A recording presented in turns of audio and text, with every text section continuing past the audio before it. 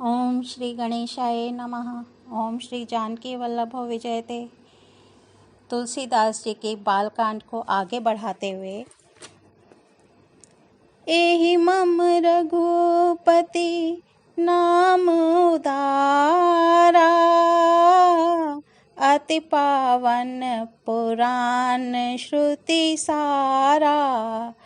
मंगल भवन अमंगल हारी, उमा सहित जेहि जपत पुरारी।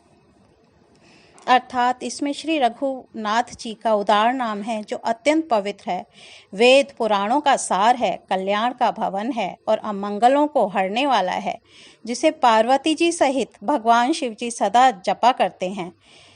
जो अच्छे कवि के द्वारा रची हुई बड़ी अनूठी कविता है, वह भी राम नाम के बिना शोभा नहीं पाती। जैसे चंद्रमा के समान मुख वाली सुंदर स्त्री सब प्रकार से सुसज्जित होने पर भी वस्त्र के बिना शोभा नहीं देती, इसके विपरीत कुकवि की रची हुई सब गुणों से रहित कविताओं को भी राम के नाम एवं यश से अंकित जानकर बुद्धिमान लोग आदरपूर्वक कहते और सुनते हैं, क्योंकि संतजन भौरे की भांति गुण ही को ग्रहण करने वाले होते हैं। यद्यपि मेरी इस रचना में कविता का एक भी रस नहीं है, तथापि इसमें श्री राम जी का प्रताप प्रकट है। मेरे मन में यही एक भरोसा है, भले संग से भला किसने बड़प्पन नहीं पाया। धुआं भी अगर के संग से सुगंधित होकर अपने स्वाभाविक कड़वेपन को छोड़ देता है। मेरी कविता अवश्य भद्दी है, परंतु इसमें जगत का कल्याण करने वाली रामकथा रूपी उत्तम वस्तु का वर्णन किया गया है। तुलसीदास जी कहते हैं कि श्री रघुनाथ जी की कथा कल्याण करने वाली और कलयुग के पापों को हरने वाली है। मेरी इस भद्दी कविता रूपी नदी की चाल पवित्र जल वाली गंगा जी की नदी की तरह है। प्रभु श्री रघुनाथ जी के सुंदर यश के संग से यह कविता सुंदर तथा सज्जनों के मन को भाने वाली हो जाएगी।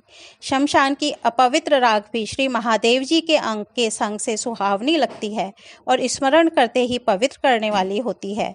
श्री राम जी के यश के संग से मेरी कविता सभी को अत्यंत प्रिय लगेगी। जैसे मलय पर्वत के संग से चंदन बनकर वंदनीय हो जाता है, फिर काठ की तुच्छता का विचार कौन करता है। श्यामा गौ काली होने पर भी उसका दूध उज्ज्वल और बहुत गुणकारी होता है, यही समझकर सब लोग उसे पीते हैं। इसी तरह गंवारू भाषा में होने पर भी श्री सीताराम जी के यश को बुद्धिमान लोग बड़े चाव से गाते और सुनते हैं। मणि माणिक और मोती की जैसी सुंदर छवि है, वह सांप पर्वत और हाथी के मस्तक पर वैसी शोभा नहीं पाती। राजा के मुकुट और नवयुवती स्त्री के शरीर को पाकर ही ये सब अधिक शोभा प्राप्त करते हैं। इसी तरह बुद्धिमान लोग कहते हैं कि सुकवि की कविता भी उत्पन्न और कहीं होती है और शोभा कहीं और पाती है, जहाँ उसका विचार प्रचार तथा उसमें कथित आदर्श का ग्रहण और अनुसरण होता है। कवि के स्मरण करते ही उसकी भक्ति के कारण सरस्वती जी ब्रह्मलोक को छोड़कर दौड़ी आती हैं। सरस्वती जी की दौड़ी आने की वह थकावट रामचरित रूपी सरोवर में उन्हें नहलाए बिना दूसरे करोड़ों उपायों से भी दूर नहीं होती। कवि और पंडित अपने हृदय में ऐसा विचार कर कलयुग के पापों को हरने वाले श्री हरि के यश का ही गान करते हैं। संसारी मनुष्यों का गुणगान करने से सरस्वती जी सिर धुनकर पछताने लगती हैं।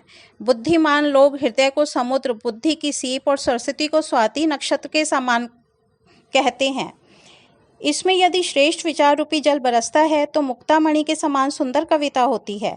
उन कविता रूपी मुक्तामणियों को युक्ति से बेधकर फिर रामचरित्र रूपी सुंदर तागे में पिरोकर सज्जन लोग अपने निर्मल हृदय में धारण करते हैं, जिससे अत्यंत अनुराग रूपी शोभा होती है। जो कराल कलयुग में जन्मे हैं, जिनकी करनी कौवे के समान है और वेश हंस का सा है, जो वेद मार्ग को छोड़कर कुमार्ग पर चलते हैं, जो कपट की मूर्ति और कलयुग के पापों के भांडे हैं, जो श्री राम जी के भक्त कहलाकर लोगों को ठगते हैं, जो धन क्रोध और काम के गुलाम हैं और जो धींगा मस्ती करने वाले, धर्म की झूठी ध्वजा फहराने वाले दंभी और कपट के धंधों का बोझ ढोने वाले हैं। संसार के ऐसे लोगों में सबसे पहले मेरी गिनती है। यदि मैं अपने सब अवगुणों को कहने लगूं तो कथा बहुत बढ़ जाएगी और मैं पार नहीं पाऊंगा। इससे मैंने बहुत कम अवगुणों का वर्णन किया है, बुद्धिमान लोग थोड़े ही में समझ लेंगे। ये तुलसीदास जी का बहुत बड़प्पन है कि उन्हें अपने में अवगुण दिखाई दे रहे हैं, जबकि वो एक इतने गुणी इंसान थे। मेरी अनेक प्रकार की विनती को समझकर कोई भी इस कथा को सुनकर दोष नहीं देगा। इतने पर भी जो शंका करेंगे वे तो मुझसे भी अधिक मूर्ख और बुद्धि के कंगाल हैं। मैं ना तो कवि हूँ, ना चतुर कहलाता हूँ। अपनी बुद्धि के अनुसार श्री राम जी के गुण गाता हूँ। कहाँ तो श्री रघुनाथ जी के अपार चरित्र, कहाँ संसार में आसक्त मेरी बुद्धि। फिर हवा से सुमेरु जैसे पहाड़ उड़ जाते हैं, कहिए तो उसके समान रुई किस गिनती में है। श्री राम जी की असीम प्रभुता को समझकर कथा रचने में मेरा मन बहुत हिचकता है। सरस्वती जी, शेष जी, शिव जी, ब्रह्मा जी, शास्त्र, वेद और पुराण, ये सब नेति नेति कहकर सदा जिनका गुणगान किया करते हैं। यद्यपि प्रभु श्री रामचंद्र जी की प्रभुता को सब ऐसे ही जानते हैं, तथापि कहे बिना कोई नहीं रहा। इसमें वेद ने ऐसा कारण बताया है कि भजन का प्रभाव बहुत तरह से कहा गया है। अर्थात भगवान की महिमा का पूर्ण वर्णन तो कोई नहीं कर सकता, परंतु जिससे जितना बन पड़े उतना भगवान का गुणगान करना चाहिए, क्योंकि भगवान के गुणगान रूपी भजन का प्रभाव बहुत ही अनोखा है। उसका नाना प्रकार से शास्त्रों में वर्णन है। थोड़ा सा भी भगवान का भजन मनुष्य को सहज ही भव सागर से तार देता है। जो परमेश्वर एक हैं, जिनके कोई इच्छा नहीं है, जिनका कोई रूप और नाम नहीं है, जो अजन्मा, सच्चिदानंद और परम धाम है, और जो सब में व्यापक एवं विश्व रूप हैं, उन्हीं भगवान ने दिव्य शरीर धारण करके नाना प्रकार की लीला की है। वह लीला केवल भक्तों के हित के लिए ही है, क्योंकि भगवान परम कृपालु हैं और शरणागत के बड़े प्रेमी हैं, जिनकी भक्तों पर बड़ी ममता और कृपा है, जिन्होंने एक बार जिस पर कृपा कर दी उस पर फिर कभी क्रोध नहीं किया। वे प्रभु श्री रघुनाथ जी गई हुई वस्तु को फिर प्राप्त कराने वाले दीन बंधु, सरल स्वभाव, सर्वशक्तिमान और सबके स्वामी हैं। यही समझकर बुद्धिमान लोग उन श्री हरि का यश वर्णन करके अपनी वाणी को पवित्र और उत्तम फल देने वाली बनाते हैं। उसी बल से मैं श्री रामचंद्र जी के चरणों में सिर नवाकर श्री रघुनाथ जी के गुणों की कथा कहूँगा। इसी विचार से मुनियों ने पहले हरि की कीर्ति गाई है, जैसे वाल्मीकि और व्यास आदि। भाई, उसी मार्ग पर चलना मेरे लिए सुगम होगा। जो अत्यंत बड़ी श्रेष्ठ नदियां हैं, यदि राजा उन पर पुल बंधा देता है तो अत्यंत छोटी चींटियां भी उन पर चढ़कर बिना ही परिश्रम के पार चली जाती हैं। इस प्रकार मन को बल दिखलाकर मैं श्री रघुनाथ जी की सुहावनी कथा की रचना करूंगा। व्यास आदि जो अनेकों श्रेष्ठ कवि हो गए हैं, जिन्होंने बड़े आदर से श्री हरि का सुयश वर्णन किया है, मैं उन सब श्रेष्ठ कवियों के चरण कमलों में प्रणाम करता हूँ। वे मेरे सब मनोरथों को पूरा करें। कलयुग के भी उन कवियों को मैं प्रणाम करता हूँ, जिन्होंने श्री रघुनाथ जी के गुण समूहों का वर्णन किया है। जो बड़े बुद्धिमान प्राकृत कवि हैं, जिन्होंने भाषा में हरि चरित्रों का वर्णन किया है, जो ऐसे कवि पहले हो चुके हैं, जो इस समय वर्तमान है और जो आगे होंगे, उन सबको मैं सारा कपट त्याग कर प्रणाम करता हूँ।